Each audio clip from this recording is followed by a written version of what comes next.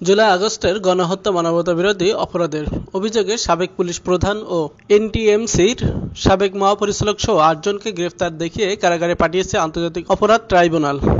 শুনানিকালে ভুল তথ্য শুনে কেঁদে ওঠেন সাবেক পুলিশ কর্মকর্তা মাজহারুল ইসলাম। আর দায়িত্বরত পুলিশ সদস্যদের সঙ্গে উত্তেজিত হতে দেখা গেছে সাবেক সেনা কর্মকর্তা জিয়াউল আহসানকে। বুধবার বিচারপতি মোহাম্মদ গোলাম মর্তুজা মজুমদারের নেতৃত্বাধীন আন্তর্জাতিক অপরাধ ট্রাইব্যুনাল মামলার শুনানি চলাকালে পরে এসব ঘটনা ঘটে। ট্রাইব্যুনালে প্রসিকিউশনের পক্ষে ছিলেন চিফ প্রসিকিউটর মোহাম্মদ তাজুল ইসলাম সহ অন্য প্রসিকিউটররা। অপরদিকে এনটিএমসির সাবেক মহাপরিচালক ও অব্যাহত প্রাপ্ত মেজর জেনারেল জিয়াউল আহসানের পক্ষে শুনানিতে ছিলেন অ্যাডভোকেট নাজনীন নাহার। শুনানির সময় চিফ প্রসিকিউটর সাভারের ঘটনায় ঢাকা জেলার সাবেক পুলিশ সুপার মোহাম্মদ আবদুল্লাহ আল কাফি, ঢাকার সাবেক অতিরিক্ত police super Savar circle Mohammad Shahidul Islam এবং সাবেক ওসি মাজহারুল ইসলামের নামে উল্লেখ করেন।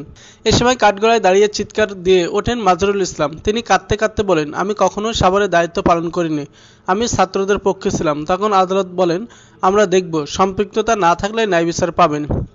চিফ প্রসিকিউটর পরে বলেন, আমার ভুল হয়েছে, মাজহারুল ইসলাম সাভারে ছিলেন না, তিনি গুলশান থানার ওসি ছিলেন। এরপর তিনি গুলশান এলাকায় হত্যা ও নির্যাতনের বর্ণনা দেন।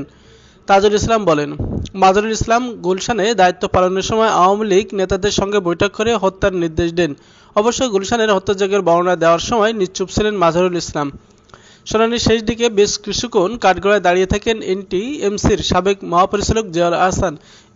ওই সময় তাকে বসাতে গেলে দায়িত্বরত পুলিশ সদস্যকে ধমক দিয়ে সরিয়ে দেন তিনি।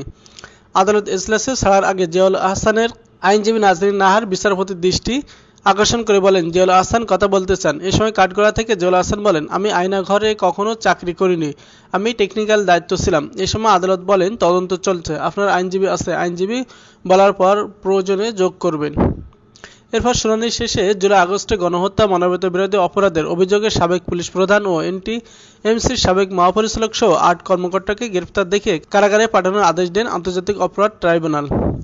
তারা হলেন সাবেক IGP Chowdhury Abdullah Al Mamun, national telecommunication monitoring centre NTMC সাবেক মহাপরিচালক অব্যাহত প্রাপ্ত মেজর জেনারেল জিয়াউল আহসান, যাত্রাবাড়ী থানার সাবেক ভারপ্রাপ্ত কর্মকর্তা ওসি আব্দুল হাসান বরখাস্ত, ঢাকা জেলার অতিরিক্ত পুলিশ সুপার আবদুল্লাহ কাফি, গুলশান থানার সাবেক ওসি মোহাম্মদ মাজহারুল হক, ঢাকা উত্তর ডিবির সাবেক পরিদর্শক মোহাম্মদ আরাফাত হোসেন, ঢাকা মহানগর পুলিশের ডিএমপি মিরপুর বিভাগের সাবেক উপকমিশনার ডিসি জসিমউদ্দিন মোল্লা ও ঢাকা জেলা পুলিশের সাবেক অতিরিক্ত সুপার সাভার সার্কেল মোহাম্মদ শহীদুল ইসলাম।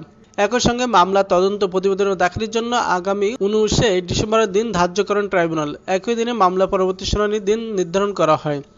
এ দেখি বিচারপতিরা এজলাস ছাড়ার পর দায়িত্বরত পুলিশ সদস্যরা আসামিদের কাঠগড়া থেকে হাজতখানায় নেওয়ার জন্য যান। এ সময় জিয়াউল আহসান তাদের বলেন, কেউ আমাকে ধরবে না, কাছে আসবে না, তোমরা মার খেয়েছো, ভবিষ্যতে আরও খাবে। আমাকে জেলখানায় কাগজ কলম দেওয়ার কথা হয় না, আমি লিখব, আমাকে কাগজ কলম দিতে হবে, আমার বিরুদ্ধে যা বলেছে তা আমাকে দাও, আমি দেখব। এ সময় তাকে বেশ উত্তেজিত দেখা যায়। তবে তার আইনজীবী নাজনীন নাহার আশ্বস্ত করে বলেন, পরে সবই দেওয়া হবে।